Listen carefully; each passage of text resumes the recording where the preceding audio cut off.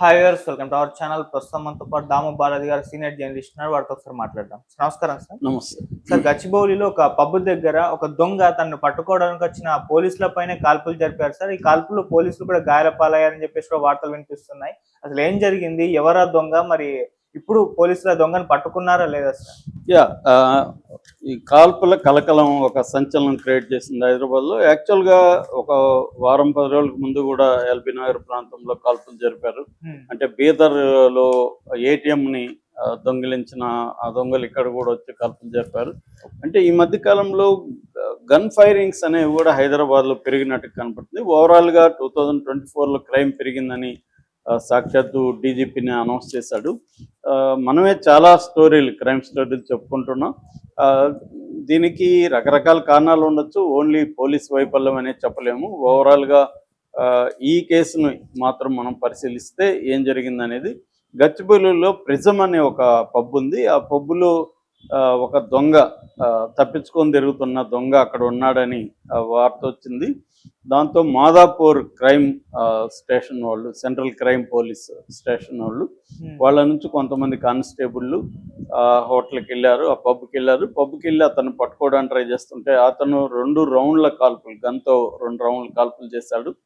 దాంతో police constable Venkatareddy, అక్కడ పబ్బులో బౌన్సర్లు ఉంటారు కదా, ఆ బౌన్సర్కి కూడా ఒక అతనికి గాయమైంది.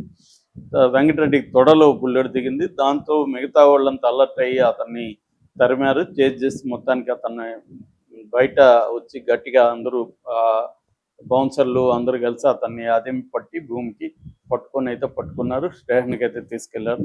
సో ఇది కలకలం సృష్టించింది. ఎందుకంటే ఒక పోలీసు మీదనే ఇట్లా కాల్పులు జరపడం అంటే అతను ఎంత తెగించిన వ్యక్తిగా ఉండాలి అనేది అందరికీ అర్థమవుతుంది. దాంతో ఎవరతను జరిపాడు, కాల్పులు ఎందుకు జరిపాడు అని చూసినప్పుడు అతని పేరు బత్తుల ప్రభాకర్ అని చెప్తున్నారు. అతనిది చిత్తూరు జిల్లా వడ్డిపల్లి అని చెప్తున్నారు. అతను ప్రొఫెషనల్ దొంగ. దాదాపు 2 రాష్ట్రాల్లో అతనికి 100 రకాల కేసులు ఉన్నాయి. అంటే దాదాపు 100 కేసెస్ ఉన్నాయి. అతను యాక్చువల్గా గతంలో అతను పట్టుబడి జైల్లో కూడా ఉన్నాడు. అతను యాక్చువల్ శిక్ష కూడా పడింది. వైజాగ్ సెంట్రల్ జైల్లో ఉన్నాడు. అయితే వైజాగ్ సెంట్రల్ జైలు నుంచి అనకాపల్లిలో కేసు ఉంటే అనకాపల్లి కోర్టుకు తీసుకొచ్చారు. అనకాపల్లి కోర్టు నుంచి మళ్ళీ వైజాగ్ సెంట్రల్ జైలుకి తరలించే క్రమంలో పోలీసుల కన్నుగప్పి అతను పారిపోయాడు. సో అప్పటి నుంచి కూడా అతన్ని వెతుకుతున్నారు. ఇది పారిపోయింది వచ్చి 2022లో, అంటే దాదాపు 2 ఏళ్ల పాటు అతన్ని వెతుకుతున్నారు. అతను పారిపోయి అజ్ఞాతంలో ఉంటూ దొంగతనాలు, పంచాయతీలు ఇవన్నీ చేస్తున్నాడు. సో బాగా సంపాదించాడని చెప్తున్నారు. అందుకనే గన్ను కూడా తనకి తెలుసు పోలీసులు ఎప్పుడో ఒకసారి నన్ను పట్టుకున్నప్పుడు తప్పించుకోవాలని చెప్పి అతను గన్ను కూడా వాడుతున్నట్టుగా తెలుస్తుంది. సో అంటే మామూలుగా మనకి ప్రొఫెషనల్ క్రిమినల్స్ ఏంటంటే వాళ్ళకి ఈ సిస్టమ్ అంతా బాగా అర్థమైపోతుంది. అంటే పోలీస్ స్టేషను, తర్వాత పట్టుబడినాక జైలు తర్వాత కోర్టు. ప్రధానంగా మన క్రిమినల్ జస్టిస్ సిస్టంలో ఈ 3 ప్రధానంగా ఉంటాయి: పోలీస్ స్టేషను, జైలు, కోర్టు. ఈ 3టిని డీల్ చేయడం కానీ నేర్చుకున్నాక వాళ్ళు ఏం చేస్తారంటే సీజనల్గా అవుతారు. మామూలుగా మనకి శశాంక్ రెడెంప్షన్ అనే సినిమాలో ఒక డైలాగ్ ఉంటుంది. అంటే స్ట్రైట్గా ఉండే ఇనుప కడ్డీ లాంటి ఒక వ్యక్తి జైలుకి వచ్చినాక వాడు వంగి వెళ్ళిపోతాడని, అంటే బెండ్ మారిపోతాడని, కురుక్కడ్ అయిపోతాడని. సో ఒక అమాయకంగా ఉన్నవాడు జైలుకి వచ్చిన తర్వాత he became a crooked fellow అనేది ఆ సినిమాలో డైలాగ్ అనమాట, స్టీఫెన్ కింగ్ నావల్. సో అలాగా జైల్లో చాలా మంది మామూలుగా వచ్చిన వాళ్ళు కూడా జైల్లో క్రిమినల్స్ గా తయారవుతారు. జైలు అనేది ఒక స్కూలు, కాలేజీ ఆఫ్ క్రైమ్ అని మనం చెప్పుకోవచ్చు. ఎందుకంటే అక్కడ మిగతా వాళ్ళు క్రిమినల్స్ ఉంటారు, వాళ్ళతో స్నేహం చేస్తారు, వాళ్ళు ఎలా క్రైమ్స్ చేశారు, ఎలాగో పట్టుబడ్డారు, ఇవన్నీ నేర్చుకుంటారు. సో అది రోజు ఏం పని ఉండదు కదా వాళ్ళకి. ఎక్కువ రిమాండ్ ప్రిజనర్స్ని పని చేయించాలనేది రూల్ లేదు. ఓన్లీ కన్విక్టెడ్ ప్రిజనర్స్ మాత్రమే జాబ్, ఏదైనా ఒక పని ఉంటుంది. పని అప్పుడు కూడా మాట్లాడుకోవచ్చు. మిగతా అంతా ఒకే దగ్గర ఉంటారు కాబట్టి ఒకరి స్టోరీలు ఒకరు చేసుకోవడం, ఒకరి మధ్య ఒకరికి సంబంధాలు ఏర్పడడం, దాని తర్వాత వాళ్ళు బయటకు వచ్చినప్పుడు కూడా లింక్స్ ఏర్పడడం, ఇలాగా వీళ్ళు మరింత క్రిమినల్స్ ఉంటారు. సో మామూలు క్రైమ్ చేసినోడు కూడా నెక్స్ట్ లెవెల్కి వెళ్ళేదానికి అదొక వాడికి ఒక ట్రైనింగ్ కాలేజ్ లాగా ఉపయోగపడుతుంది జైలు. అలాగా వీళ్ళు ఏం చేస్తారంటే, సో పోలీసులు పట్టుబడితే ఏం చేయాలి, పోలీసులు పట్టుబడినప్పుడు వాళ్ళకి డబ్బులు ఇవ్వాలి. డబ్బులు ఇస్తే వాళ్ళకి అక్కడ పోలీసులు ఏం చేస్తారంటే ఇమీడియట్గా కేసు పెట్టి వాళ్ళని కోర్టుకు పెట్టేయరు. మామూలుగా అయితే రాజ్యాంగం ప్రకారం 24 గంటల్లో కోర్టుకి సబ్మిట్ చేయాలి. అదేంది చంద్రబాబు అరెస్టో లేకపోతే రఘురామకృష్ణరాజు ఇవన్నీ మనం చూస్తుంటాం. పెట్టలేదు, 24 గంటలు దాటిపోయింది, అది ఇదని చెప్తుంటారు. సో కానీ మామూలు ఖైదీల విషయంలో జనరల్గా పోలీసులు అది ఫాలో కాదు.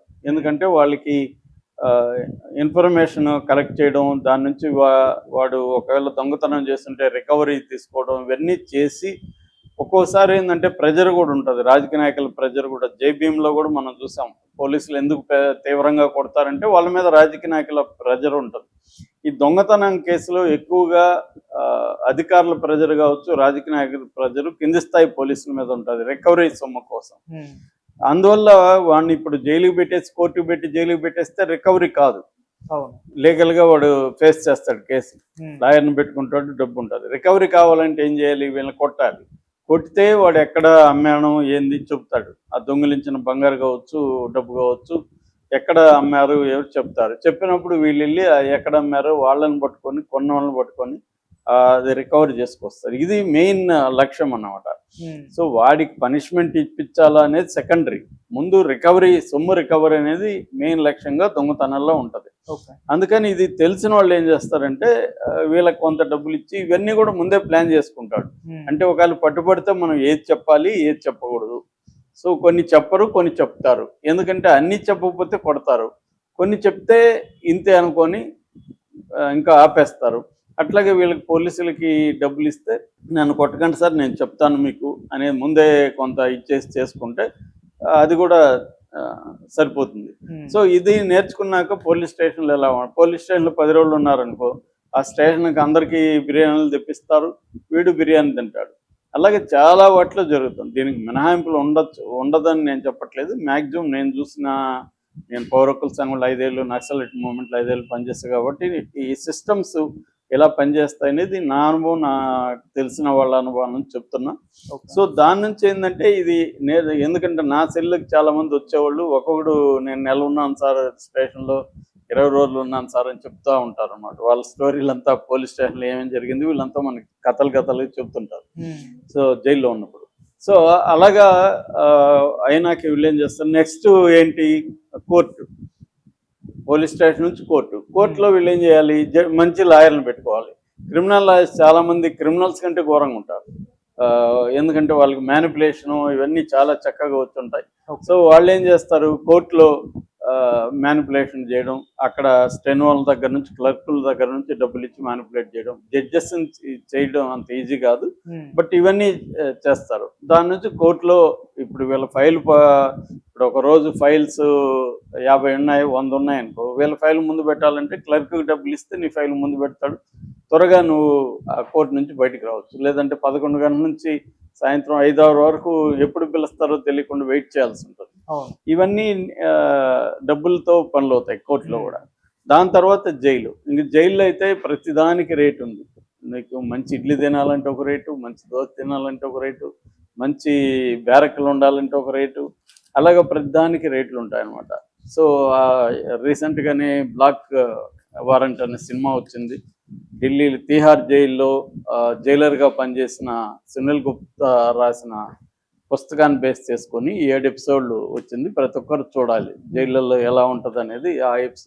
ఆ వెబ్ సిరీస్ చాలా పకడ్బందీగా తీశారు, నెట్ఫ్లిక్స్లో ఉందన్నమాట.